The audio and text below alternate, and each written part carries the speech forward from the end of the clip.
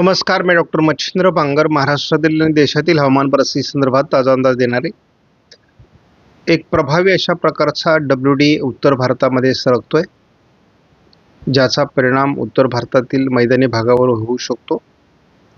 महाराष्ट्राच्या दक्षिणेकडून आणि उत्तर कर्नाटक, तेलंगणाच्या काही सीमेवर या ठिकाणी सांगली, सोलापूर, कोल्हापूर, लातूर, साताऱ्याच्या काही भागामध्ये पावसाचा अनुकूल ढग निर्माण होत आहेत आणि हे स्थानिक वातावरण आहे. दोन्ही समुद्रातून येत असलेल्या बाष्पयुक्त वाऱ्यांमुळे हे वातावरण तयार होत आहे. आपण आज बघतो भारताच्या बहुतांश भागावर उष्णतेची लाट आहे आणि ही उष्णतेची लाट साधीसुधी नसून हा एक प्रकारचा हीट डोम आहे. 40°C पेक्षा अधिक तापमान असल्यामुळे या उष्णतेच्या लाटेची या ठिकाणी सूचना देण्यात आलेली आहे.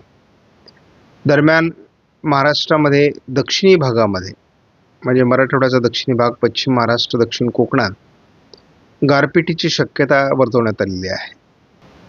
ही उष्णतेची लाट 25 तारखेला देखील कायम आहे.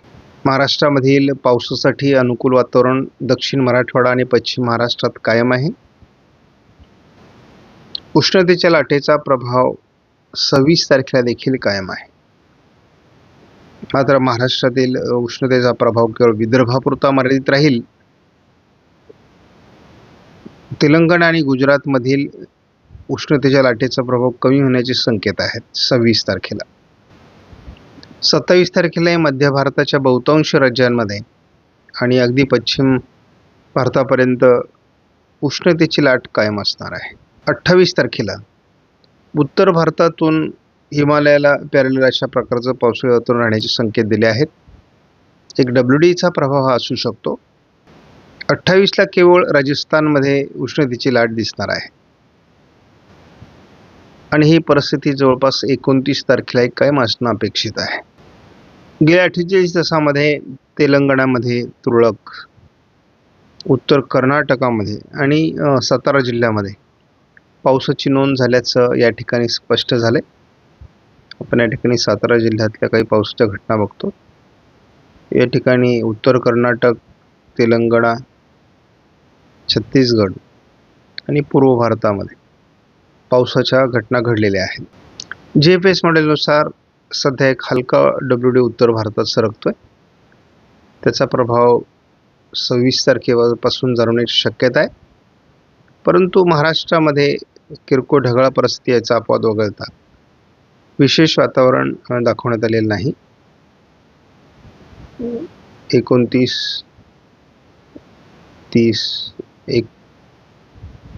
1-2 तारखेपर्यंत आपण बघतो. महाराष्ट्रात तसं फार पावसाळी वातावरण GFS मॉडेलने दाखवलेलं नाही. भारताच्या बहुतांश भागामध्ये उष्णतेची लाट अतिशय दीर्घकाळापासून कायम आहे आणि यामध्ये वाढ देखील होते आहे.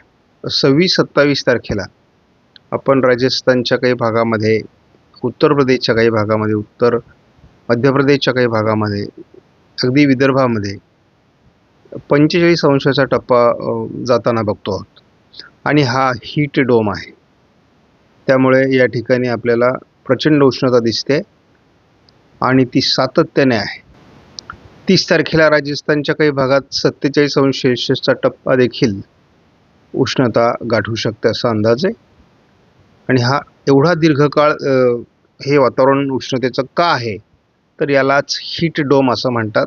भारतावर हीट डोमचा प्रभाव आहे. एक हलकं कमी दाबाचं क्षेत्र हे श्रीलंकेच्या आजूबाजूने बनण्याची शक्यता या आठवड्यामध्ये आहे. आपण वादळी वातावरणासंदर्भात दिलेल्या अंदाजानुसार 28 मे ते 4 जूनच्या दरम्यान अरबी समुद्रामध्ये वादळी सिस्टम विकसित होऊ शकते असा CFSचा अंदाज कायम आहे.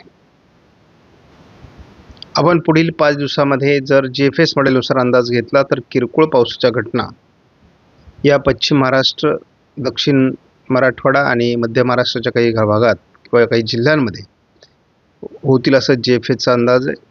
त्याच कालावधीचा अंदाज आपण SMWF मॉडेलचा बघितला तरी घाटमाथ्यावर थोडंफार वातावरण, या पलीकडे वातावरण दाखवण्यात आलेलं नाही. आयकॉन मॉडेलने मात्र महाराष्ट्रामध्ये सर्वदूर ढगाळ परिस्थिती निर्माण होऊ शकते आणि थोडं सांगली, कोल्हापूर, रत्नागिरी, सिंधुदुर्ग, सातारा आणि पुण्याच्या काही भागात पावसाचं प्रमाण राहू शकतं या 5 दिवसामध्ये, असा अंदाज व्यक्त केला आहे. पुणे, नाशिक दक्षिण, अहिल्यानगर, सोलापूरचा उत्तर भाग या ठिकाणी पावसाळी वातावरण तयार होऊ शकतं किरकोळ स्वरूपामध्ये, असा एक अंदाज आहे. त्यानंतर उद्या मात्र हे वातावरण ढगाळ स्वरूपात स्थानिक वातावरण निर्माण करेल, परंतु फार प्रभावी वातावरण नाही, हे आपण कालच सांगितलेलं आहे. हे वातावरण 26 तारखेला किरकोळ स्वरूपात बनत राहील. आपण कालही बघितलं, महाराष्ट्रात काही भागात, सातारा जिल्ह्यात पावसाची नोंद झालेली आहे आणि त्याच पद्धतीने पुढील 5 दिवस आपल्याला पावसाची नोंद होत राहील. साधारण 29 तारखेनंतर पश्चिमी वाऱ्यांचा प्रभाव वाढण्याची शक्यता आहे. त्यामुळे वाऱ्यांच्या वेगामुळे उष्णतेचं प्रमाण कमी होऊ शकतं. आपण या ठिकाणी हीट डोम म्हणजे काय हे समजून घेणं आवश्यक आहे. वातावरणातील उच्च दाबामुळे या प्रणालीची गरम हवा एका ठिकाणी अडकल्यामुळे त्या भागात तापमान खूप वाढते, यालाच हीट डोम असं म्हणतात. हीट डोम कसा तयार होतो, तर साधारणपणे या ठिकाणी आपण बघतो की वातावरणात उच्च दाबाचा भाग तयार होतो.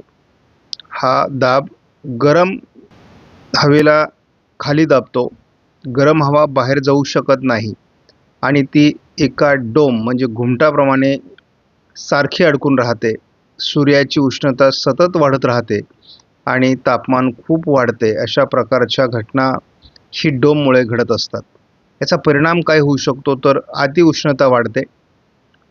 तापमान 40 अंशाच्या पार जाताना आपण बघतो. यामध्ये उष्माघात होण्याची शक्यता असते किंवा डिहायड्रेशन होतं. त्यामुळे पाणी जास्त पिणं आवश्यक आहे. शेतावर याचा परिणाम होतो, कारण पिकांना जास्त पाणी द्यावं लागतं. शिवाय विजेचा वापर जास्त होतो, कारण AC, फॅन मोठ्या प्रमाणात वापरावे लागतात. यासाठी आपण उपाययोजना काय केली पाहिजे, तर भरपूर पाणी पिलं पाहिजे. दुपारच्या वेळेत उन्हामध्ये जाणं टाळलं पाहिजे. त्यानंतर हलके सैल कपडे वापरले पाहिजेत आणि थंड ठिकाणी राहण्याचा प्रयत्न केला पाहिजे. साधारणपणे अमेरिका, कॅनडा आणि काही वेळा भारतामध्ये ही हीट डोम तीव्र उष्णतेची लाट येत असते आणि सध्या भारतामध्ये याचा प्रभाव तयार झालेला आहे. त्याचं एक वैशिष्ट्य म्हणजे हीट वेव्ह आणि हीट डोम यामध्ये फरक असा आहे की हीट डोम हा आठवडाभर किंवा त्यापेक्षा जास्त कालावधीपर्यंत राहतो, तर हीट वेव्ह ही 1-2 दिवसासाठी, 48 तासासाठी वगैरे असते. त्यामुळे हीट डोम एकदा तयार झाल्यानंतर तो दीर्घकाळ थांबतो आणि अशा प्रकारचं वातावरण सध्या भारतामध्ये तयार झालेलं आहे. वातावरणात अशा प्रकारचं हीट डोम तयार झाल्यानंतर पुन्हा एकदा वादळी वातावरण आणि गारपीट होण्याची शक्यता असते आणि त्यामुळे या हीट डोमचा प्रभाव जसा कमी होईल तसा आपल्याला पुन्हा एकदा वादळी वातावरण आणि गारपीट होण्याची शक्यता आहे. त्यामुळे हा हीट डोमचा प्रभाव किती काळ टिकून राहतो हे बघणं आवश्यक आहे. साधारणपणे आपण असं बघतो की या काही भागामध्ये थोडा समुद्रामधून येणारे वारे आहेत. या भागामध्ये काही प्रमाणात समुद्रातून येणारे वारे आहेत. त्यामुळे या भागामध्ये आपल्याला फारसं तापमान दिसत नाही, परंतु आपल्याला जवळपास गुजरात आणि ओरिसापर्यंत हे तापमान वाढलेले दिसते आणि दरवर्षी साधारणपणे हे वातावरण एप्रिल-मेच्या दरम्यान तयार होतं. कधीकधी याचा प्रभाव आठवडाभर किंवा त्यापेक्षा जास्त कालावधीपर्यंत राहतो.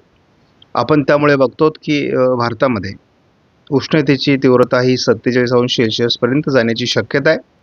कुकरमध्ये जशा पद्धतीने हवेचा प्रेशर तयार होतो, तशाच पद्धतीने इथे हवेचा प्रेशर तयार होऊन प्रचंड उष्णता वाढते आणि ती परिस्थिती मध्य भारत, पश्चिम भारतात तयार झालेली आहे आणि याचा प्रभाव महाराष्ट्रात, विदर्भात अधिक आहे.